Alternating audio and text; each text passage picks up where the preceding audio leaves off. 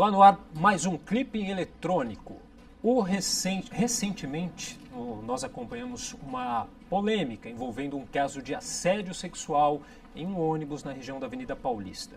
E só para relembrar o caso aqui, o suspeito foi pego em flagrante após ejacular no pescoço de uma mulher, mas foi liberado em seguida porque o juiz entendeu que não houve constrangimento. E menos de uma semana depois, o mesmo homem foi preso pela mesma acusação.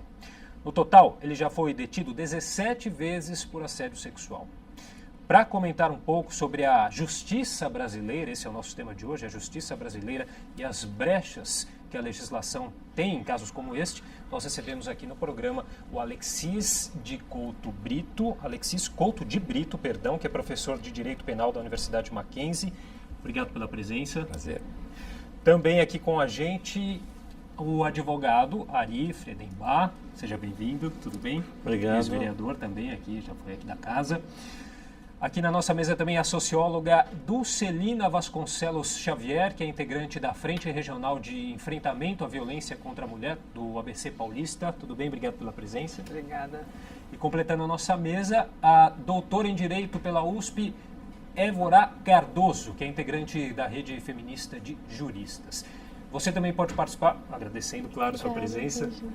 E você também que está nos assistindo pode participar enviando a sua pergunta pelo telefone 3396-4944 ou pela nossa transmissão ao vivo no Facebook, que é facebook.com/Câmara São Paulo.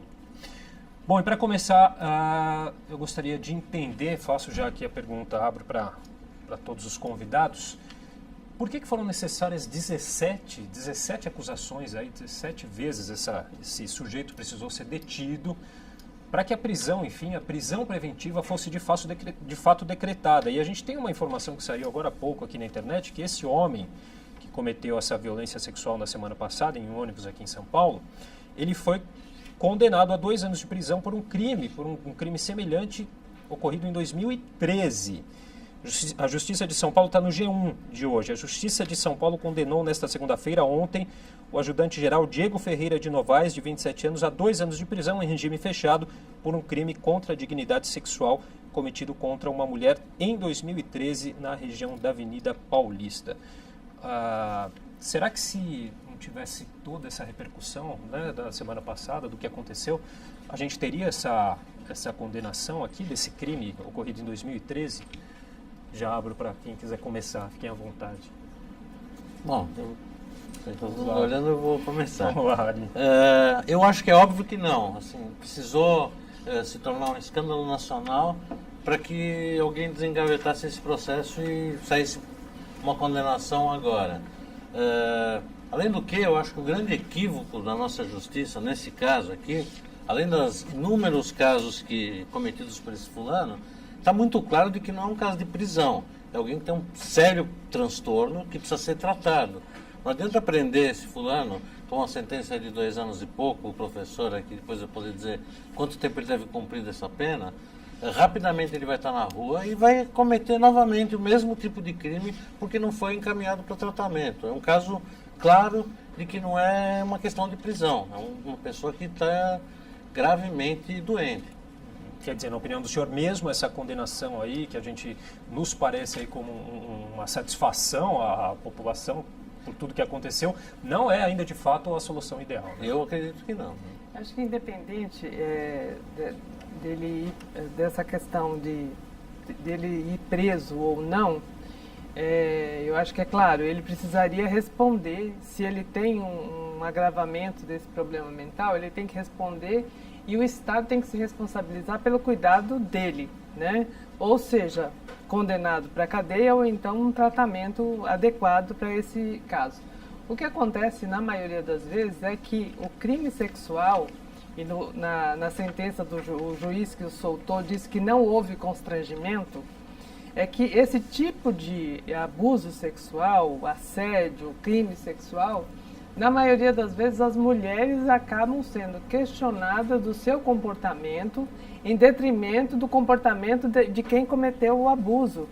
Então, se a mulher estava com determinada roupa, se ela estava em determinado lugar, né? E a sociedade brasileira ainda tem um olhar bastante condescendente com o comportamento sexual abusivo de alguns homens. O que a gente precisa, além de tratar isso na justiça, nós temos que tratar da nossa cultura. Nós temos que ter muitas campanhas, uma abordagem mais ampla dessa questão do comportamento sexual que desculpa os homens e condena as mulheres a princípio. Então, essa impunidade é uma coisa que nós precisamos tratar com muita seriedade na nossa sociedade. Eu acho que o que ficou muito difícil para a sociedade entender é como um juiz solta um sujeito desse alegando que não houve violência, que não houve constrangimento, né? Aí até vou abrir aqui para o professor Alexis e também a doutora Évora ou Évora, perdão? Évora mesmo, né? Doutora Évora, colocarem aqui como que a lei trata essa questão, né? O juiz diz que não houve constrangimento, mas fica muito claro para a população, né? Não, para a população não fica claro, mas tendo contato com a decisão do juiz, eu posso dizer que ela é irretocável. O juiz foi de um primor na sua decisão e cumpriu rigorosamente o que está previsto em lei. Então, o que acontece? Que não houve constrangimento?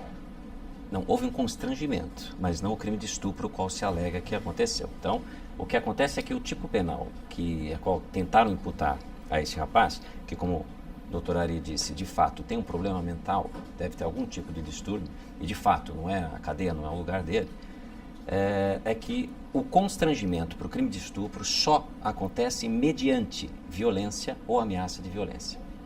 E é muito interessante esse debate, essa abertura, para que as pessoas entendam que você, em matéria penal, em matéria de direito penal, você não pode fazer analogias. A lei penal é uma garantia do cidadão como um todo. Todo cidadão tem o direito a saber o que ele pode e não pode fazer. E o controle do Estado sobre o que o cidadão faz depende muito do respeito à legalidade. Se nós não temos um controle de legalidade por parte do Estado, do que o Estado pode e não pode fazer, você pode dar margem a abusos e a seletividade na hora de aplicar a lei penal em alguém. Mas, doutor... Neste caso específico, há um constrangimento, mas esse constrangimento não pode ser caracterizado como violência nem ameaça de violência. O fato de o sujeito ejacular então no pescoço de uma pessoa não é considerado violência? Não, violência física não. E aí é outro detalhe com relação ao ato libidinoso. Há uma diferença entre o ato obsceno e o ato libidinoso. E o ato libidinoso precisa que a pessoa de alguma forma entre em contato com a outra para que haja essa violência, ainda que ela seja breve. Então, e esse problema não é novo, esse problema não é recente. Esse tipo penal tem essa descrição há 78 anos. Nós fizemos uma pequena alteração, a questão de alguns 10 anos atrás, mas ele tem essa configuração, ou seja, nós temos um tipo de estupro que pressupõe essa violência, essa grave ameaça de um ato libidinoso, e nós não temos tipos intermediários. E nós vamos ter uma contravenção penal de importunação ofensiva ao pudor. Ou seja, ou você punir excessivamente uma pessoa que, destaque-se, cometeu um fato grave, não é um fato simples, né? Pegando aqui o que a professora Dulce, o que a Dulce falou, de fato, é uma parte de uma cultura machista que a nossa sociedade, infelizmente, ainda mantém, sem razão alguma. Agora, a lei que poderia ter sido mudada em outras ocasiões permanece a mesma há 78 anos. Eu só gostaria de complementar que realmente a opção que existe para o juiz é uma opção, é um verdadeiro abismo, né? Ou ele considera como importunação, e isso é uma contravenção penal, a qual cabe a aplicação de multa, ou a próxima pena que pode ser aplicada é de no mínimo 6 anos de prisão. Então existe um abismo entre as opções atualmente existentes na hora do juiz interpretar e aplicar a lei, né? Além disso, se você considera que importunação tem sido aplicado para pessoas que fazem xixi durante o carnaval, né? Ou então que assédio sexual fica restrito às questões em que você depende de uma relação hierárquica entre agressor e vítima e por vezes até mesmo jurisprudencialmente considerada como sendo reiterada, ou o crime de estupro como pressupondo violência ou grave ameaça, não sobram muitas opções legislativas para você poder punir de uma forma gradativa diversas formas de violência que ficam de fora. Por exemplo, na esfera pública, o que a sociedade tem discutido é se não há consentimento, é estupro. né? A reforma da legislação em 2009 já retirou a necessidade de conjunção carnal, né? Então, hoje o estupro já é uma forma mais ampliada, mas ainda há necessidade de constatação de violência ou grave ameaça. Mas, na sociedade, o que já se discute é se não há consentimento, é estupro. Então, precisa ser feita uma reforma legislativa que considere que sem consentimento é estupro também, né? Ainda que você pense em outras gradações punitivas. A mesma coisa a questão do assédio sexual. Será que precisa sempre ter uma relação hierárquica entre agressor e vítima? Ou será que esse não pode ser um agravante de um caput de assédio sexual mais amplo, que inclua também a questão do assédio de rua ou outras formas de assédio? Mas eu acho que, para além da questão da solução penal, porque normalmente toda vez que acontece um caso bastante polêmico, todo mundo volta os olhares para o caso especificamente, para as pessoas envolvidas. Então, sempre tem uma avaliação psicológica de que não é tão grave, de que deveria ser considerado como uma pessoa inimputável, ou então o olhar é olhado para um populismo penal, né, de uma busca por um agravamento das soluções legislativas. No entanto, o que acontece com essa vítima quando ela vai buscar ajuda no sistema de justiça? Acontece uma verdadeira via crucis com essa vítima, né? Nunca pelo fato de não ser considerado a palavra da vítima sobre o que aconteceu, e normalmente o caso de estupro com grave ameaça ou violência é infinitamente menor em relação às outras várias formas de estupro que são sem consentimento e são praticadas, e não tem previsão legislativa para isso. Então, sempre fica refém da palavra da vítima, que não é considerada pelo sistema de justiça. Esse funil começa na delegacia e termina no juiz, né? Então, a palavra da vítima, que normalmente é a única testemunha do que aconteceu, não é considerada, não é valorizada. Por que, por exemplo, os laudos psicológicos que comprovam que houve um trauma com essa vítima não são considerados juntamente com a palavra dela como sendo prova, né? Por que muitas vezes na delegacia essa vítima tem que passar por um processo de acareação em frente ao agressor, né? É outra violação, é outra violência, né? Isso é totalmente desnecessário. Por que essa vítima precisa passar pela delegacia e pelo IML se ela, na verdade, deveria estar sendo atendida pelo hospital público, e isso por si só já ser considerado como algo que subsidiaria uma ação do Estado para punir esse crime? Talvez o que a gente precise começar a pensar é que essa vítima não pode ter só 6 meses para processar psicologicamente o que ela passou e tomar uma iniciativa de uma representação penal. Talvez a gente precise falar de uma ação penal pública incondicionada, na qual o Estado tem uma responsabilidade de buscar esse agressor independentemente da manifestação da vítima. São vários gargalos. Deixa eu passar para o doutor Ari. Queria só colocar uma questão seguinte. A gente falando de forma genérica a questão da violência sexual, estupro, constrangimento. Agora, no caso presente, que ensejou todo esse debate, para mim fica muito claro que existem N ferramentas e uma delas é a internação. Uma pessoa que foi 17 vezes detida, está claro que é uma pessoa que tem um desequilíbrio gravíssimo. Se prende num dia, solta no dia seguinte, e ele no outro dia comete o mesmo crime. Então, não é uma questão de se ele vai tomar 3 anos ou 12 anos ou quantos anos for. É um caso de internação. E casos semelhantes em menos de uma semana têm desfechos diferentes. Na primeira vez ele foi solto pelo juiz e na segunda ficou preso. Mas mesmo essa condenação que foi anunciada agora... isso sem falar nessa condenação. Não se sabe exatamente o que é, né? Não se diz qual é o tipo penal ou que condenação que foi. Simplesmente que ele recebeu 2 anos. Parece que tem Vamos verificar aqui. Então, pode ser um constrangimento ilegal, pode ser importunação ofensiva. Ou seja, alguém que tem algum transtorno que tem essa compulsão, né? Podemos especular que sim, porque 17 vezes... Não é exatamente especulação. Agora... Não, especulação porque eu não conheço a pessoa e muito menos a examinei. Agora, com certeza, 17 vezes, né, ou 17 anos ou coisa assim. Agora, para uma condenação de 2 anos, você pode ter um constrangimento ilegal, uma importunação ofensiva ao pudor, uma tentativa de estupro eventualmente. Ele foi acusado de tocar as partes íntimas da vítima, um estudante, dentro de um coletivo também, um caso, enfim, semelhante. Então, o tocar as partes íntimas de alguém no coletivo pode ser considerado um estupro.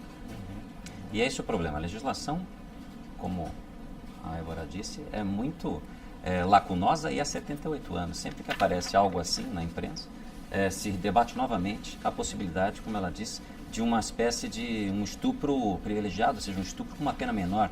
Se não é um estupro de fato com uma violação carnal, mas é um estupro desta importunação ofensiva com contato físico, você pode ter uma pena um pouco reduzida para que você não tenha simplesmente uma sanção como a pena de É multa. que conjunção carnal já foi retirada, né, do Código Ela Penal. é em mantida, 2009, ela está né? mantida no artigo. Simplesmente nós fundimos o estupro com o atentado violento ao pudor. Porque havia uma separação fruto desse machismo e dessa diferença entre homem e mulher, que previa no 213 o crime contra a mulher, no 214 o crime contra o homem. E nós fundimos e mantivemos o título de estupro. Então, o estupro hoje é contra homem ou contra mulher. Mas ainda, no tipo penal, existe conjunção carnal ou outro ato libidinoso. Ou outro ato libidinoso. Deveria haver separação, porque a conjunção carnal é um ato libidinoso, mas ainda se mantém essa separação. De qualquer forma, acho que assim, 17 solicitações de intervenção de um órgão do Estado para fazer justiça, alguém que foi importunada, seja com contato físico ou não, e não foi feito nada, essa pessoa continuou importunando as pessoas, o Estado falhou. E o que a gente precisa pensar em relação a isso?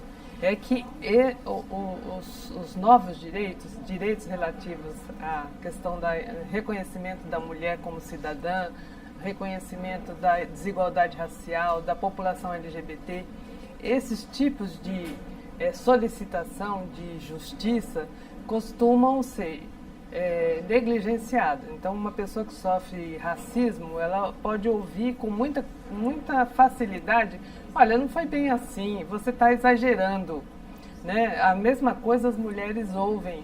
Então, assim, se tem 17 solicitações, 17 denúncias e não foi feito nada, é porque houve uma negligência em relação a considerar a ofensa que essas 17 mulheres sofreram, né? E quando se trata de crime sexual, de abuso sexual, a gente tem muita dificuldade, e o que nós estamos assistindo é um aumento dos casos de estupros. Tem quase 10 estupros coletivos registrados por dia no Brasil. É um aumento muito importante de 2016 para 2017, e com o agravante desses agressores colocarem nas redes sociais e se vangloriarem desse crime, né? E expor a vítima, além do estupro coletivo, expor a vítima e se vangloriarem como se isso fosse uma coisa positiva, engrandecedora para aqueles sujeitos envolvidos naquele crime.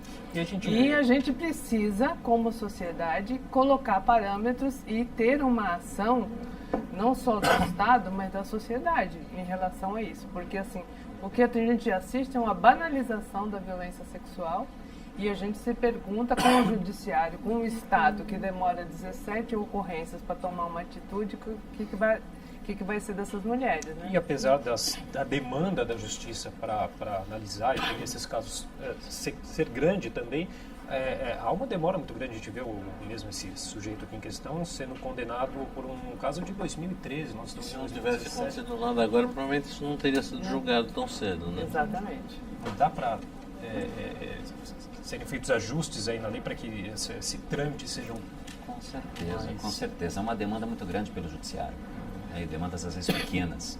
Há 20 anos atrás se tentou implantar um juizado especial criminal que de fato não funciona.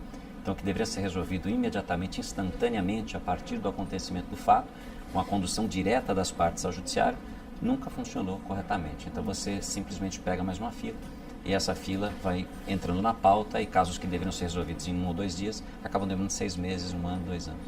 Eu acho que tem uma outra questão também, que é a falta de a gente também tem que olhar para dentro do sistema de justiça quais são os déficits dele, né? Então, eu acho que tem uma questão que é a formação e capacitação de promotores, juízes, delegados, para eles terem sensibilização em relação a esses temas. É óbvio que não dá para você capacitar todos eles, né, todos os do Brasil, mas uma possível solução legislativa seria ampliar a competência das varas especializadas de violência doméstica, para elas também incorporarem os casos de violência sexual contra a mulher, para ela ser uma grande vara de violência contra a mulher, porque aí você tem naquele ambiente do sistema de justiça juízes, promotores destacados para trabalhar de uma forma multidisciplinar, um atendimento focado nessa mulher vítima de violência, né? Não faz sentido expor essa mulher a um trâmite com juízes, promotores que não tenham qualquer sensibilização com esse tema, né? A gente precisa começar a considerar esse problema problema como um problema de política pública. A Lei Maria da Penha, ela é muito celebrada, já fez os seus 10 aninhos, e ela é muito celebrada justamente porque ela tem uma técnica legislativa que não é só de trabalhar na dimensão penal. Ela criou política pública de atendimento à mulher vítima de violência, de capacitação do sistema de justiça, de medidas protetivas à mulher vítima de violência doméstica, ou seja, é uma técnica legislativa na qual a gente tem que se inspirar, por que não também para dar uma solução mais abrangente, que não seja pontual, a toque de caixa no Poder Legislativo, como a gente vê agora essa proposta de emenda constitucional que foi aprovada no Senado e está na Câmara, de tornar o estupro um crime imprescritível, mudando cláusula pétrea da Constituição, mudando o artigo 5º. Isso é um risco tremendo. Se isso é aprovado por um tema sensível que a população aprova, que é a questão do combate ao estupro, isso abre uma porteira para você relativizar uma série de outros direitos e garantias individuais que estão previstos em cláusula pétrea na Constituição. Então, não é essa a solução, né? Tem muitas outras coisas que a gente pode fazer, né? Ari, o senhor que já foi vereador aqui da casa, estamos numa casa legislativa, como que o Poder Legislativo, tanto municipal, estadual, federal, pode contribuir? Bom, na verdade o municipal muito pouco, né? Assim, é completamente fora da nossa esfera. Mas, sem dúvida nenhuma, a gente precisa parar de ter um legislativo que advogue em causa própria e começar a se produzir leis eficazes, porque a gente também vê muita, assim, se cria leis todos os dias, não tem eficácia nenhuma, não tem função muitas vezes, né? E o que isso eu falo um pouco da experiência que eu tive aqui de 4 anos, mas qualquer cidadão é capaz de perceber que a gente está com problemas muito sérios, não é só a questão de estupro, a gente tem uma ineficácia muito grande de leis com o judiciário. Aqui quase todos são advogados, né? Nosso judiciário é absolutamente inoperante na minha visão. O tempo que leva para sair uma sentença ainda no criminal ainda é mais rápido do que no civil, né? A minha área é civil. É absurdo, você entra com recurso, você leva 6 anos para se julgar com recurso de segunda instância. Quer dizer, para o cidadão que está esperando ver o seu direito resguardado, atendido, é uma coisa absurda. Para o advogado também é muito ruim o trabalho, é muito triste você não conseguir apresentar para o teu cliente uma solução de uma forma mais rápida, mais eficaz. Assim, as coisas se perdem no tempo, né? Você tem gente que no crime aí que consegue levar 10 anos, assim, pô, estou me lembrando aí de crime contra a mulher, aquele caso do Pimenta Neves lá, lembra aquele caso foi muitos anos atrás? Quantos anos demorou para esse homem ir preso, né? Assim, até que ele conseguiu realmente se fazer justiça. Então eu acho que isso é uma coisa muito importante, a gente ter uma agilidade aqui. Você falou um pouco de algumas ferramentas que precisam ser implantadas, porque isso precisa passar... Assim, o cidadão se sente muito desprotegido, isso que é a sensação que passa. Deixa eu só passar novamente aqui o nosso telefone aqui para as pessoas que estão nos assistindo, quem quiser mandar perguntas, comentários, é o 3396-4944. Você também pode mandar sua pergunta pelo Facebook, facebook.com/Câmara São Paulo. Professor, como o senhor bem disse aqui, são casos que acontecem já há muito tempo e que a gente ainda vê essa polêmica acontecendo. Por que é tão difícil mudar? Não é que é difícil mudar. Primeiro que o fator é cultural, acho que a mesa toda já chegou nessa conclusão, né? Culturalmente, nós somos machistas. A sociedade não consegue enxergar a mulher, e eu digo isso de forma generalizada, como uma igual, né? Então, um parlamento majoritariamente masculino, um sistema de justiça majoritariamente masculino, um sistema policial majoritariamente masculino. Então, fica difícil você mudar essa cultura. A lei foi sendo alterada com o tempo. Pense o seguinte, que em 1940, quando surge o crime de estupro, ele era de ação penal privada. A mulher teria que pagar o próprio advogado para acusar alguém de estupro. E jamais poderia ser estuprada pelo marido, porque ela precisava da autorização dele para entrar com uma ação criminal contra alguém. Então, se ele a estuprasse, ele jamais poderia ser punido. E isso foi muito vagarosamente sendo alterado. As mudanças são de 2005, quando se começa a pensar, a se rever um pouco o que no Código Penal aparecia como crime contra os costumes e não crime contra a dignidade humana, a dignidade sexual, como é o caso específico. Então, nós conquistamos alguma coisa, mas é uma parcela muito pequena do que ainda pode ser alterado. Então, eu acho que isso tem que ser mais seriamente levado ao Congresso, um projeto de lei mais bem pensado, porque se espera muito do direito penal, e a questão não é de direito penal, você tem uma questão cultural que antecede. E quando você tem o problema instalado, um caso grave como esse, que promove uma comoção social, você exige do direito penal que solucione todos os problemas da sociedade com uma canetada, com uma lei, como falou ali. Então a lei não vai mudar a realidade. Ela existe, porque em certos casos aquele conflito precisa ser resolvido. E infelizmente, em última análise, vai acabar sendo resolvido pelo direito penal. Agora, com certeza, a mudança ou a prevenção de fatos como esse não passa pelo direito penal, não passa por uma lei que vai botar as pessoas na cadeia. Ela é a ponta final de um problema que não teve outra solução e vai precisar ser solucionado com o direito penal. Acho que uma das coisas bastante eficazes e contribui muito nessa rede que a gente chama de, para enfrentar a violência, a gente precisa de uma rede. E todos os elementos fazem parte e são muito importantes. Mas as políticas públicas são muito importantes porque trabalha desde a reeducação, tem medidas educativas e preventivas, inclusive com os agressores, isso está previsto dentro da Lei Maria da Penha. Mas a Lei Maria da Penha, ela traz mecanismos muito importantes, é uma das melhores leis que existe no mundo no enfrentamento à violência, mas nós temos as deficiências, porque a lei foi escrita por um consórcio de juristas feministas. E uma coisa é que o movimento social agrega as políticas públicas, outra coisa são as instituições de fato incorporarem isso, né? Então a Lei Maria da Penha fala da violência sexual e aponta como é que vai ser atendido. Só que no estado de São Paulo, nos juizados de violência doméstica, a gente só tem a vara criminal, a gente não tem a vara civil junto. E é uma deficiência, porque a previsão da lei é ter as duas varas funcionando junto e a violência sexual ser tão evidenciada quanto a violência doméstica, porque a gente tem centro de referência, delegacia da mulher, vários serviços que dão conta minimamente, né, que ainda são deficientes, mas da violência doméstica. E a violência sexual, ela fica meio escamoteada, né? Não são todos os hospitais que estão preparados para receber a violência doméstica. Nós temos uma portaria interministerial de 2015 que não precisa mais a mulher ir para o IML. O hospital pode coletar os materiais para futuros exames e ceder ao IML, se for o caso. Então, evita aquela peregrinação da mulher por vários serviços. Mas há uma resistência de oferecer e preparar as pessoas para acolher essa violência sexual. Inclusive, quando a mulher sofre, ela tem uma gravidez decorrente de um estupro, ela tem muita dificuldade para tomar uma decisão de interromper a gravidez e ser bem acolhida, né? Ainda há municípios que mandam a mulher procurar autorização judicial para dificultar o acesso dela quando nem o boletim de ocorrência não é mais condicionante para fazer um aborto legal. Então, assim, há um desconhecimento da população e há uma necessidade de políticas públicas que informe a população, que dê elementos para as mulheres para acionar as políticas públicas que nós temos, né? E a gente precisa desse esforço também, que eu acho que de boa vontade das instituições de se...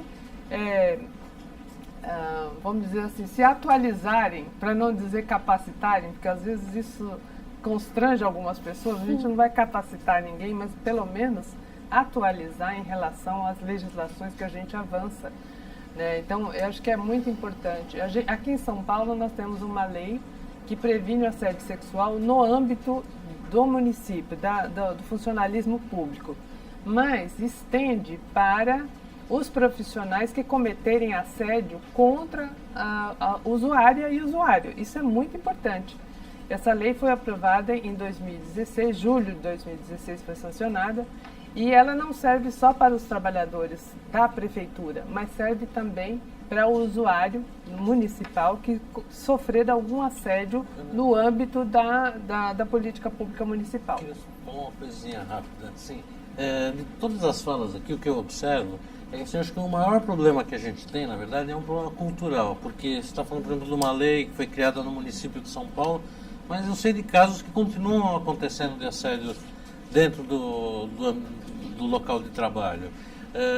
Essa coisa do atendimento, de ter um promotor, um delegado, um juiz preparado para receber e atender de forma digna essa mulher. Quer dizer, a sociedade mesmo, a resistência de se mudar a legislação, tudo isso passa por uma mudança cultural, que esse é o grande problema que nós temos.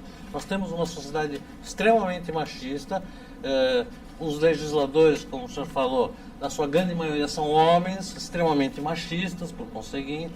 Então, tudo passa por uma mudança cultural profunda, para poder começar a andar para frente. E se me permite, e também na linha do que a Dulce falou, muitas vezes a pessoa vitimizada não sabe muito bem o que pode e o que não pode fazer.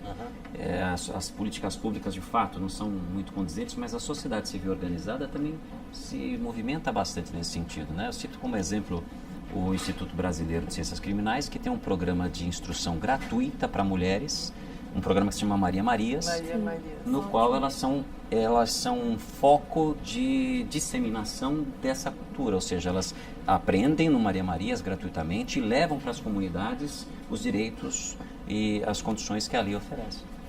Infelizmente, a gente também tem um curso de promotoras legais populares que é baseado na facilitação da informação do direito, né, basicamente. Só que esses grupos não têm os meios de comunicação de massa, não têm recursos para poder fazer uma disseminação massiva dessas informações. Acaba ficando num trabalho voluntário, que é muito importante, são mulheres bastante comprometidas, mas assim, a gente precisaria ter também uma inserção muito forte nos meios de comunicação. Um controle social dos meios de comunicação para que nas programações a gente tivesse mais oportunidade desses movimentos sociais manifestarem e levarem essas informações para uma comunicação de massa. Bem, senhores, quais são os principais gargalos, então, que a gente encontra nessa questão judicial hoje, que impedem esses avanços? Eu acho que a gente não pode se restringir apenas ao aspecto cultural. Ele é importante, mas mudanças de política pública e institucionais também mudam cultura, né? E eu acho que o debate que tem acontecido nesses casos recentes na esfera pública já demonstram uma mudança da sociedade brasileira, né, dos movimentos de mulheres, das adolescentes, das jovens que falam um basta para isso. Mas acho que a questão é reforma legislativa para você ter um degradê, né, de opções para abarcar as questões de violência sexual contra a mulher. Eu acho que o sistema de justiça se especialize e abarque também esse tema, não só porque só violência doméstica e não outras formas de violência contra a mulher também terem um tratamento especializado no sistema de justiça.